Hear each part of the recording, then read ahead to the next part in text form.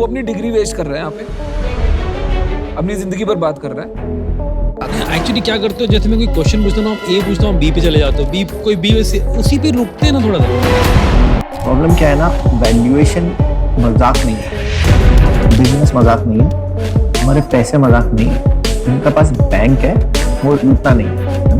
नमस्कार दोस्तों, shark tank India का नया सीजन आ चुका है और काफी धमाल मचा रहा है। इस शो के पिछले सीजन्स भी काफी सक्सेसफुल रहे थे। इनमें कुल मिलाकर 2 लाख से भी ज्यादा एप्लीकेशंस आई थी, जिनमें से 364 स्टार्टअप्स को पिच करने के लिए सिलेक्ट किया गया था, जिनमें 182 स्टार्टअप्स के साथ शार्क्स की डील फाइनल हुई। लेकिन एक रिपोर्ट कहती है कि सीजन 1 में हुई टोटल डील्स में से शार्क्स ने सिर्फ 40% बिजनेसेस में अपनी इन्वेस्टमेंट की है। और ऐसे ही कुछ रिपोर्ट्स सीजन 2 के बारे में भी देखने को मिलती हैं, जो कि काफी चौंकाने वाली बात है। ये सवाल बार बार खड़ा होता आया है कि क्या सच में इन स्टार्टअप्स को फंडिंग मिलती है या फिर बाकी शोज की तरह ये सिर्फ टीआरपी का एक जरिया है। और जो कंपनीज शार्क टैंक पर आई उनका क्या हुआ। शार्क टैंक जैसे शो का असली मापदंड इस शो में आई कंपनीज की सक्सेस से ही आंका जा सकता है। तो आइए इन सभी सवालों के जवाब जानने की कोशिश करते हैं। आगे बढ़ने से पहले वीडियो को लाइक और चैनल को सब्सक्राइब करना ना भूलें। दोस्तों, अगर आंकड़ों की बात की जाए तो शार्क टैंक इंडिया सीजन 1 में 62,000 एप्लीकेशंस आई थी, जिनमें से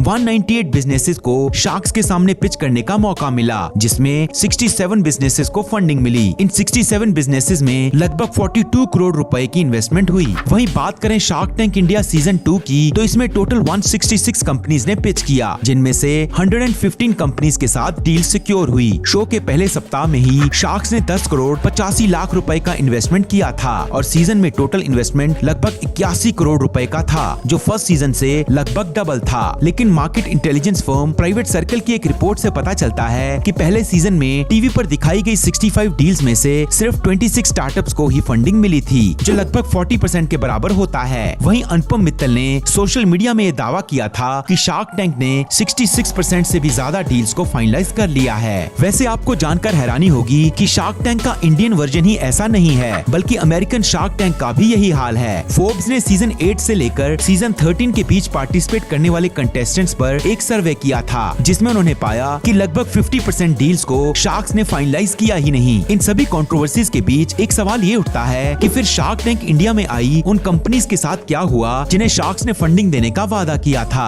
आज वो कंपनीज कहां पर हैं? तो दोस्तों, आइए देखते हैं 5 ऐसे ब्रांड्स जिनके शार्क टैंक पे आने के बाद काफी चर्चा हुई थी, लेकिन आज वो कैसा परफॉर्म कर रहे हैं। आइए एक एक करके देखते हैं। हमारी आज की इस लिस्ट में नंबर 5 पर है स्निच। दोस्तों, आपने नोट किया होगा कि लड़कों के पास स्टाइलिंग के लिए लड़कियों जैसे ऑप्शंस नहीं होते, जैसे कि floral prints, fancy design, funky look या फिर कलरफुल गारमेंट्स। इस मार्केट गैप को देखते हुए सिद्धार्थ डुंगरवाल ने स्निच नामक कंपनी की स्थापना की। स्निच अट्रैक्टिव डिजाइन वाली टी शर्ट्स, हुडीज और जैकेट्स के साथ साथ ऑफिस वेयर क्लोथ्स भी बनाती है। सिद्धार्थ ने शार्क्स के सामने 0.5% इक्विटी के बदले में 1.5 करोड़ रुपए की मांग रखी थी, लेकिन काफी नेगोशिएशन के बाद उन्हें 1.5% इक्विटी के बदले 1.5 करोड़ रुपए की इन्वेस्टमेंट मिली, जिसमें सारे ही शार्क्स ने इन्वेस्ट किया था। शार्क टैंक में आने के बाद स्निच के रेवेन्यू में 30% का हाइक आया है और अब वो हर महीने 11 करोड़ रुपए का रेवेन्यू जनरेट कर रहे हैं। हमारे आज की इस लिस्ट में नंबर 4 पर है द सैस बार। दोस्तों, जब इस कंपनी ने अपने प्रोडक्ट शार्क्स को दिखाए तो शार्क्स को लगा कि ये डेजर्ट्स हैं, लेकिन ये साबुन थे जो दिखने में एकदम मिठाइयों की तरह लग रहे थे।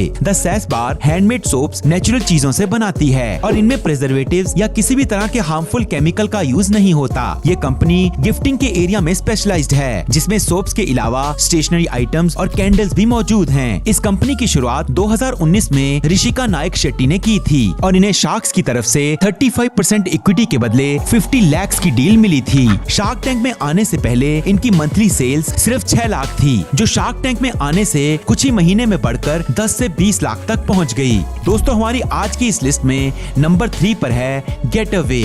दोस्तों, कितनी बार हुआ है कि आपने अपने किसी दोस्त या सगे संबंधी को आइसक्रीम खाने से रोका है क्योंकि ये अनहेल्दी होती है।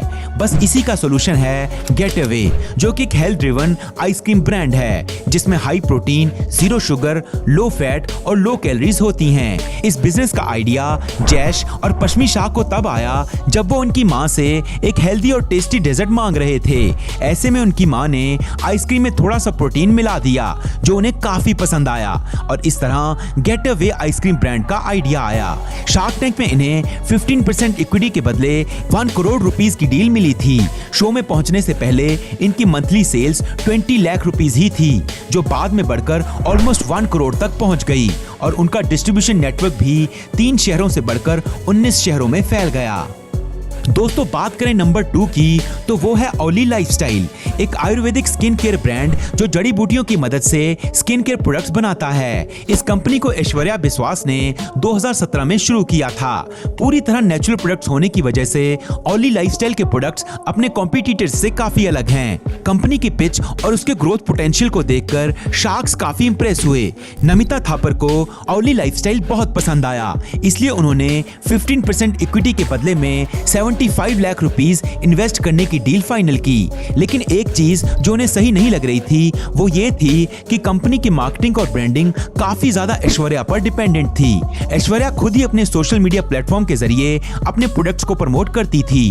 शार्क्स ने उन्हें इस पर काम करने की सलाह दी। शो में आने से पहले ये हर महीने केवल 10 से 12 लाख की सेल ही कर पा रही थी, लेकिन अब ये नंबर्स 30 से 37 लाख तक पहुंच चुके हैं। हमारी आज की इस लिस्ट में नंबर 1 पर है बियॉन्ड स्नैक।